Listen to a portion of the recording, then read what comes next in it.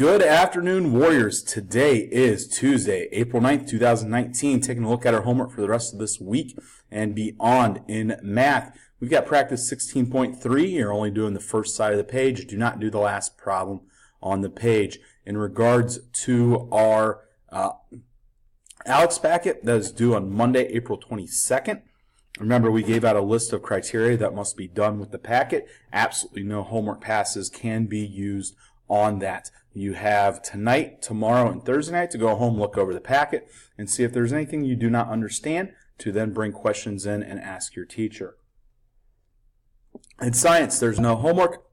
However, we do have our History of the Earth quiz on Friday. If you're taking an early spring break or you're going to altitude Friday afternoon, you need to make sure that you take that quiz prior to leaving. In social studies, you had a religion test today. Hopefully you did well. There is no homework.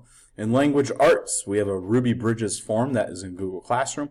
Also, Spirit Week, tomorrow is Pajama Day. Wear your favorite pajamas and pay $1 for charity.